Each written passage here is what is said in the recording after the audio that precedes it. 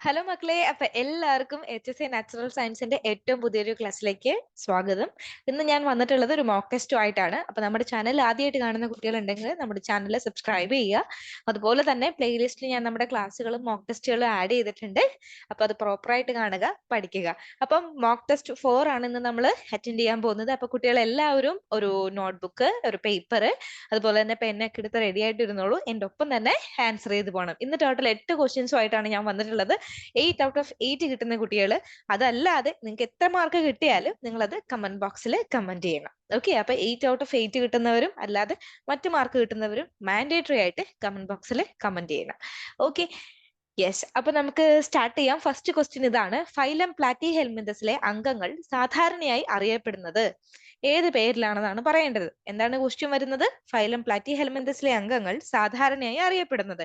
Option A ഉരുണ്ട വിരകൾ, option B പരന്ന വിരകൾ, option C മൊളസ്കകൾ, option D അനലിഡുകൾ. ഏത് പേരിലാണ് ഫൈലം പ്ലാറ്റിഹെൽമിന്തസിലെ അംഗങ്ങൾ സാധാരണയായിട്ട് അറിയപ്പെടുന്നത്?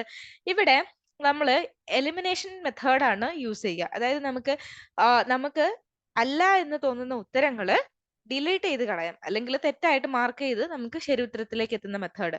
അപ്പം നമുക്ക് ഓൾറെഡി അറിയാവുന്ന ഒരു കാര്യമാണ് അനലിഡും മൊളിസ്കുകളും. ഇവർ രണ്ടുപേരും വേറെ ഫൈലങ്ങളാണ്, അല്ലേ? യെസ്, അനലിഡുകളും മൊളസ്കുകളും വേറെയാണ്. സോ അവരെല്ലാം നമുക്ക് ഉറപ്പിക്കാം, മൊളസ്ക അല്ല, അനലിഡ് അല്ല. ഇനി ഡൗട്ട് വരുന്നത് ഉരുണ്ട വരെയാണോ പരന്ന വരെയാണോ? ഫൈലം പ്ലാറ്റി ഹെൽമിന്തസ് ആണ്. അതുമായിട്ട് കണക്ഷൻ വരുന്ന ഒരു വേർഡ് ഇവിടെ ഉണ്ടാവും, പരന്ന വിരകൾ, ഫ്ലാറ്റ് വേം. അപ്പൊ ഏതായിരിക്കും ആൻസർ വരിക?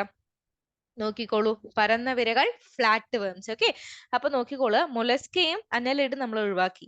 ഇനി നിങ്ങൾ ഇങ്ങനെ പഠിച്ചു വെക്കുക: platy helminthes, flat platy. Okay, flat platy, അങ്ങനെ ഒന്ന് ഓർത്ത് വെച്ച് നോക്കിക്കേ. അപ്പൊ നിങ്ങൾക്ക് ആൻസർ കിട്ടും, പരന്ന വിരകൾ. ഫ്ലാറ്റ് വേംസ് എന്ന് പറഞ്ഞാൽ പരന്ന വിരകൾ എന്ന് തന്നെയാണ്. അപ്പൊ ഫ്ലാറ്റ് പ്ലാറ്റി എന്ന് മനസ്സിൽ ആലോചിച്ച് വെക്കുക. ക്ലിയർ ആണല്ലോ ആ ഒരു കാര്യം? ഐഡിയ കിട്ടിയല്ലോ. അപ്പൊ ആൻസർ ഏതാ വരുന്നത്? പരന്ന വിരകൾ, ഓപ്ഷൻ ബി ആണ്. ഉരുണ്ട വിരകൾ അപ്പൊ ആരാ മക്കളെ വരിക? നമ്മൾ കഴിഞ്ഞ ക്ലാസ്സിൽ പഠിച്ച അസ്കൽമിന്തസ് ഇല്ലേ, അവരാണ് ഉരുണ്ട വിരകൾ, റൗണ്ട് വേംസ് എന്ന് പറഞ്ഞിട്ട് വരുന്നത് കേട്ടോ. നെമറ്റോഡ്സ് ആണ് ഉരുണ്ട വിരകളായിട്ട് വരിക, ഓർത്തിരിക്കുക. ഓക്കെ മക്കളെ, അപ്പൊ നമുക്ക് നോക്കാം പരന്ന വിരകൾ എന്താണ്. ഫൈലം പ്ലാറ്റിഹെൽമിന്തസിലെ അംഗങ്ങൾ സാധാരണയായി എന്ത് പേരിലാ കുട്ടികളെ അറിയപ്പെടുക?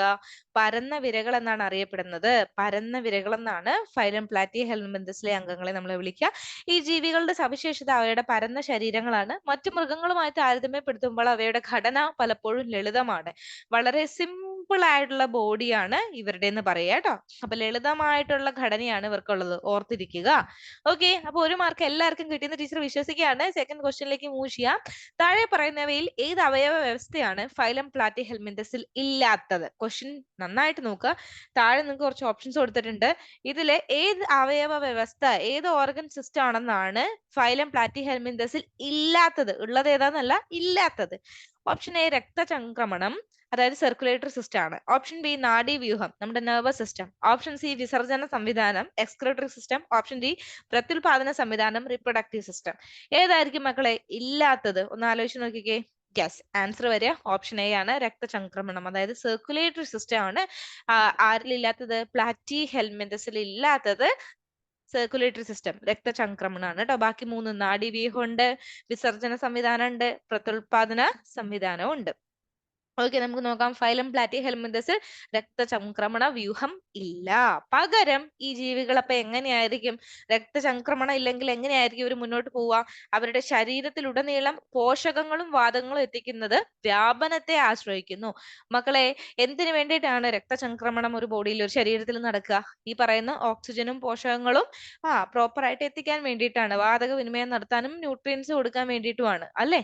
യെസ്, അപ്പൊ അതിന് പകരം രക്തചംക്രമണം ഇല്ലാത്തത് കൊണ്ട് ഇവരുടെ ബോഡിയിൽ നടക്കുന്ന പ്രോസസ് ആണ് എന്തായിരിക്കും എന്ന് പറഞ്ഞു നോക്കിക്കേ എന്റെ ഒപ്പം. ഡിഫ്യൂഷൻ, അല്ലെങ്കിൽ മലയാളത്തിൽ നമുക്ക് എന്തെന്ന് പറയാം? വ്യാപനം എന്ന് പറയാം. വ്യാപനം അല്ലെങ്കിൽ ഡിഫ്യൂഷൻ ഈ ഒരു പ്രോസസ് ആണ്. ഡിഫ്യൂഷൻ അറിയാലോ അല്ലെ? നമ്മുടെ ക്ലാസ് കേട്ടിട്ടുള്ള കുട്ടികളാണെങ്കിൽ നിങ്ങൾക്ക് അറിയായിരിക്കും. ടീച്ചർ ഒരു പെർഫ്യൂം അടിച്ചു വന്ന ഒരു ടീച്ചറിന്റെ എക്സാമ്പിൾ പറഞ്ഞിരുന്നു. ക്ലാസ്സിന്റെ അങ്ങേ മൂലയ്ക്ക് ടീച്ചറും ഇപ്പുറ മൂലയ്ക്ക് കുട്ടികളും ഉണ്ട്. അപ്പൊ സ്മെല്ല് സ്പ്രെഡ് ചെയ്യുന്നത് അതെന്തുകൊണ്ടാണ്? ഡിഫ്യൂഷൻ എന്ന് പറയുന്ന പ്രോസസ് കൊണ്ടാണ്, അല്ലെ? അതുപോലെ നമ്മൾ വെള്ളത്തിലേക്ക് മഷിത്തുള്ളി ഒഴിച്ചാൽ മഷി ഫുൾ സ്പ്രെഡ് ആവും. അതെന്തുകൊണ്ടാണ്? ഡിഫ്യൂഷൻ കൊണ്ടാണ്. ചായ ഉണ്ടാക്കുന്ന നേരത്ത് ചൂടുവെള്ളത്തിലേക്ക് നമ്മൾ ചായപ്പൊടി ഇടുന്ന സമയത്ത് ആ കളർ ഫുൾ സ്പ്രെഡ് ആവും. അത് എന്തുകൊണ്ടാണ്? ഡിഫ്യൂഷൻ കൊണ്ടാണ്. ഓക്കെ, അപ്പൊ വ്യാപനം. അപ്പം രക്തചംക്രമണത്തിന് പകരം ഇവിടെ വ്യാപനാണുള്ളത്, ഓർത്തിരുന്നോളൂ കേട്ടോ. അടുത്തൊരു ക്വസ്റ്റ്യൻ, പ്ലനേറിയ ഫൈലം പ്ലാറ്റിഹെൽമിന്തസിലെ ഏതു ക്ലാസ്സിൽ പെടുന്നു? കുട്ടികളെ ശ്രദ്ധിക്കുക, പ്ലനേറിയ ഫൈലം പ്ലാറ്റിഹെൽമിന്തസിലെ ഏതു ക്ലാസ്സിൽ പെടുന്നു? പ്ലനേറിയ എന്താണെന്ന് അറിയാലോ അല്ലെ? റീജനറേഷൻ കപ്പാസിറ്റി ഒക്കെ ഉള്ള ഒരു ഓർഗാനിസം ആയിരുന്നു പ്ലനേറിയ. ഏതാണ്? Option A cestoda, B trematoda, C turbellaria and D nematoda. എന്തായിരിക്കും? നെമറ്റോഡ അല്ല, നമുക്ക് ഉറപ്പായിട്ടും അറിയാം. കാരണം നെമറ്റോഡ എന്ന് പറയുന്നത് എന്താണ്? റൗണ്ട് വർമിന്റെ പേരാണ് അല്ലെ? യെസ്. അപ്പൊ ഏതായിരിക്കും ആൻസർ വരിക? ടർബലാരിയ ആണ് കേട്ടോ. ടർബലേരിയ ഓർത്തിരിക്കുക. പ്ലനേറിയയുടെ ക്ലാസ് ഏതാണ്? ടർബലേരിയ ആണ്. ഫൈലം പ്ലാറ്റിഹെൽമിന്തസിലെ ടർബലേരിയ എന്ന് പറയുന്ന വിഭാഗത്തിലാണ് ആര് വരിക? പ്ലനേറിയ വരിക. നോക്കിക്കോളൂ മക്കളെ, പ്ലനേറിയ ഫൈലം പ്ലാറ്റിഹെൽമിന്തസിലെ ടർബലേറിയ വിഭാഗത്തിൽ പെടുന്നു. പ്ലനേറിയ എവിടെയാണ് പെടുക? ഫൈലം പ്ലാറ്റിഹെൽമിന്തസിലെ ടർബലേറിയ വിഭാഗത്തിലാണ് പെടുന്നത്. ടർബലേറിയൻസ് പ്രാഥമികമായി സ്വതന്ത്രമായി ജീവിക്കുന്ന പരന്ന വിരകളാണ്. ഇവരുടെ പ്രത്യേകത എന്താണ്? ഇവർ ഫ്രീ ലിവിംഗ് ആണ്. ഓക്കെ, ഫ്രീ സ്വിമ്മിങ് ആയിട്ടുള്ള ഓർഗാനിസം ആണ്. ഇവർ പരന്ന വിരകളുമാണ്. ഓർത്തിരിക്കുക, ഫ്ലാറ്റ് വേംസ് ആണ്. അവ സീലിയേറ്റഡ് ശരീരങ്ങൾക്കും ശ്രദ്ധേയമായ പുനരുൽപാദന കഴിവുകൾക്കും പേരുകേട്ടതാണ്. ഇവരുടെ ശരീരത്തിൽ എന്തുണ്ടാവും? സീലിയാസ് ഉണ്ടാവും. ചലിക്കാൻ വേണ്ടിയിട്ട് ഹെൽപ്പ് ചെയ്യുന്ന സീലിയാസ് ഉണ്ടാവും. അതുപോലെ തന്നെ പുനരുൽപാദന കഴിവ് എന്ന് പറഞ്ഞാൽ റീജനറേഷൻ കപ്പാസിറ്റി ആണ്. മുറിഞ്ഞു പോയ ഭാഗം വീണ്ടും വളർന്നു വരുന്നത്, അതിനാണ് പുനരുൽപാദന കഴിവുകൾ എന്ന് പറയാം. അതുപോലെ കൂടുതലും പരാന്നഭോജികളായ ഈ ഫൈലത്തിലെ മറ്റു ക്ലാസ്സുകളിൽ നിന്ന് വ്യത്യസ്തമായി പ്ലനേറിയ പോലുള്ള ടർബലേറിയൻസ് പരാന്നഭോജികളല്ലാത്തതും പലപ്പോഴും ശുദ്ധജല പരിസ്ഥിതികളിൽ കാണപ്പെടുന്നതുമാണ്. ഇവിടെ പ്രത്യേകത എന്താണെന്ന് വെക്കുകയാണെങ്കിൽ എന്താണ്? ഈ ഫൈലം പ്ലാറ്റിഹെൽമിന്തസിൽ കൂടുതലും പരാന്നഭോജികൾ, പാരാസൈറ്റുകളാണ് ഉണ്ടാവാറ്. പക്ഷേ ടർബലേറിയക്ക് ഒരു പ്രത്യേകതയുണ്ട്. അവരെന്തല്ല? ഇവർ പരാന്നഭോജി അല്ല. ടർബലേറിയ എന്ന് പറയുന്നത് പരാന്നഭോജി അല്ല, പാരസൈറ്റ് അല്ല. മാത്രമല്ല ഇവർ ശുദ്ധജലത്തിൽ കാണപ്പെടുകയും ചെയ്യും. ഓർത്തിരിക്കുക. ഓക്കെ മക്കളെ, അപ്പൊ നാലാമത്തെ ക്വസ്റ്റ്യനിലേക്ക് നമുക്ക് മൂവ് ചെയ്യാം. പ്ലനേറിയക്ക് ശ്രദ്ധേയമായ ഒരു കഴിവുണ്ട്. ഇപ്പൊ ടീച്ചർ പഠിപ്പിച്ചതിൽ നിന്ന് നിങ്ങൾക്ക് ഈസി ആയിട്ട് ആൻസർ പറയാം. പ്ലനേറിയയുടെ കഴിവ് എന്താന്ന്? ഓപ്ഷൻ എ, നഷ്ടപ്പെട്ട ശരീരഭാഗങ്ങൾ പുനരുജ്ജീവിപ്പിക്കുക. ഓപ്ഷൻ ബി, മനുഷ്യരെ ഒരു പരാന്നഭോജിയായി ബാധിക്കുക. ഓപ്ഷൻ സി, സിസ്റ്റ് രൂപത്തിൽ മുട്ടകൾ ഉൽപ്പാദിപ്പിക്കുക.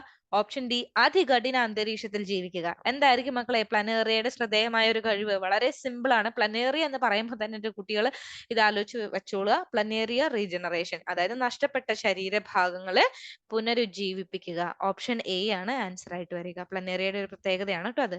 അറിയാലോ അല്ലെ? നഷ്ടപ്പെട്ട ശരീരഭാഗങ്ങൾ പുനരുജ്ജീവിപ്പിക്കാനുള്ള ശ്രദ്ധേയമായ കഴിവ് ആർക്കുണ്ട് മക്കളെ? പ്ലനേറിയക്കുണ്ട്. അതാണ് പുനരുൽപാദനം എന്ന് നമ്മൾ പറഞ്ഞത് കേട്ടോ. പുനരുൽപാദനവും പ്രത്യുൽപാദനവും രണ്ടും രണ്ടാണ്.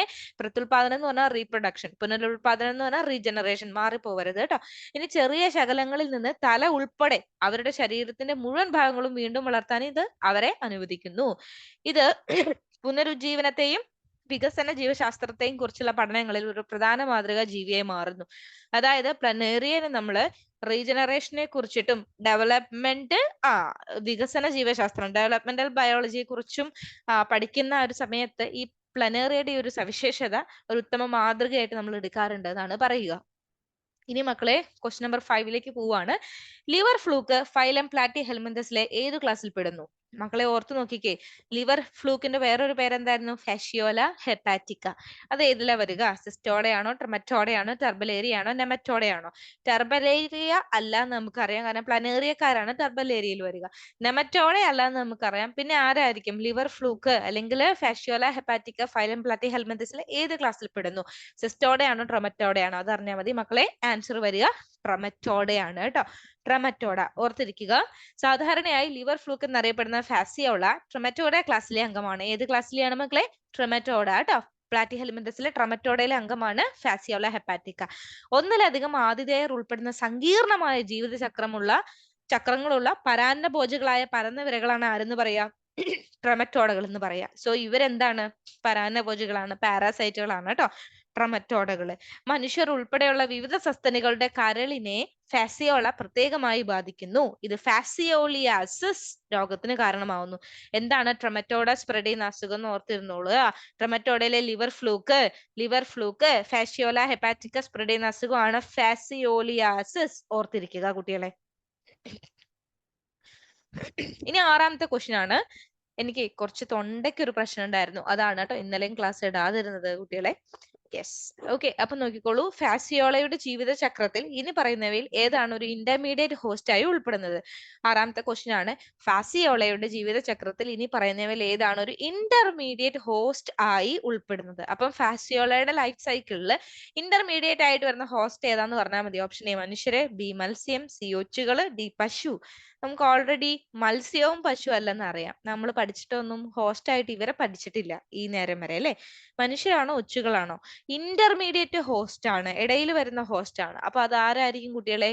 ഒച്ചുകളാണ് കേട്ടോ. മനുഷ്യർ ഡെഫിനറ്റീവ് ഹോസ്റ്റ് ആണ്, ഇവര് ഇന്റർമീഡിയറ്റ് ഹോസ്റ്റ് ഒച്ചുകളാണ് കേട്ടോ, ഓർത്തിരിക്കുക.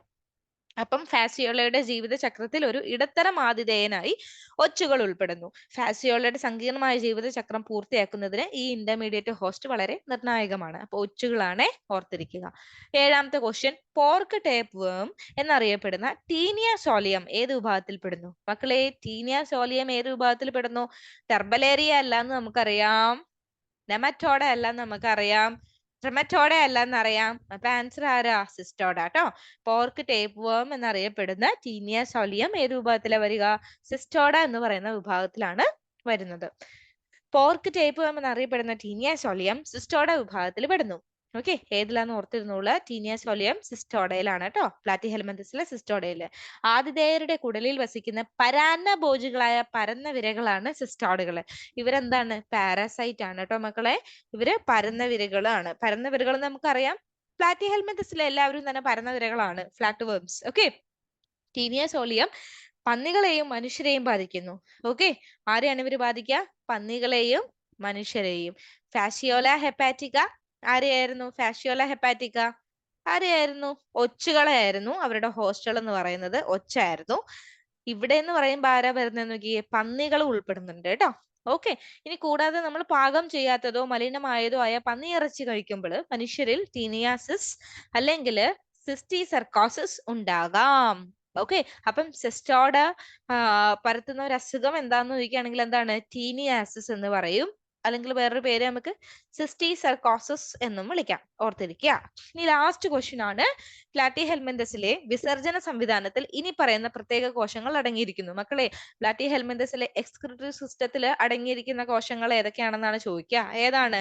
ഫ്ലെയിം കോശങ്ങള്, നെഫ്രീഡിയ, മാൽപീജിയൻ ട്യൂബ്യൂളുകള്, വൃക്കുകള്. ഏതായിരിക്കും? എന്റെ കുട്ടികൾക്ക് ഈസി ആയിട്ട് ഉത്തരം പറയാം. Flat worms, platy helminthes. അതുമായിട്ട് കണക്ട് ചെയ്ത് വരുന്ന ഒരു വേർഡ് ആണ്. ക്ലൂ തന്നിട്ടുണ്ട് എന്ന് പറഞ്ഞു നോക്കിക്കുക, ആരായിരിക്കും? യെസ്, ഓപ്ഷൻ എ ഫ്ലെയിം കോശങ്ങളാണ്. അപ്പൊ ഓർത്തിരിക്കുക, flat platy flame, flat platy flame, flat worms ആണ്. ഇത് പരന്ന വിരകളാണ്, പ്ലാറ്റി ഹെൽമിന്തസ്. അതിലുള്ള വിസർജന വ്യവസ്ഥയിൽ വരുന്ന അല്ലെങ്കിൽ വിസർജന കോശമാണ് എന്തെന്ന് പറയാ? ഫ്ലെയിം കോശങ്ങൾ. ഓക്കെ, ഫ്ലാറ്റ് പ്ലാറ്റി ഫ്ലെയിം, അങ്ങനെ ഒന്ന് ഷോർട്ട് ഫോം ഒന്ന് പഠിച്ചു വെച്ചോളൂ കേട്ടോ. ഓക്കെ, അപ്പൊ ഫ്ലെയിം കോശങ്ങളാണ്. ഓർത്തിരിക്കുക, മാലിന്യങ്ങൾ ഫിൽട്ടർ ചെയ്യുകയും ജലത്തിന്റെ സന്തുലനാവസ്ഥ നിയന്ത്രിക്കുകയും ചെയ്യുന്ന വിസർജ്യ കോശങ്ങളെയാണ് നമ്മൾ എന്തെന്ന് പറയുക? ഫ്ലെയിം കോശങ്ങൾ അല്ലെങ്കിൽ ഫ്ലെയിം സെൽസ് എന്ന് പറയുന്നത്. ഓർത്തിരിക്കുക ഇത്രയും കാര്യങ്ങൾ കേട്ടോ. അപ്പൊ മക്കളെ, ഇത്രയും നേരം നമ്മുടെ ക്ലാസ് കണ്ടതിനും എല്ലാ കുട്ടികളും ആൻസർ ചെയ്തതിനും ഒരുപാട് താങ്ക് യു. നിങ്ങളുടെ മാർക്ക് നിങ്ങൾ മറക്കാതെ കമന്റ് ബോക്സിൽ രേഖപ്പെടുത്തണം. Okay, then thank you so much. നമുക്ക് നാളെ പുതിയൊരു ക്ലാസ്സുമായിട്ട് കാണാം. Bye bye.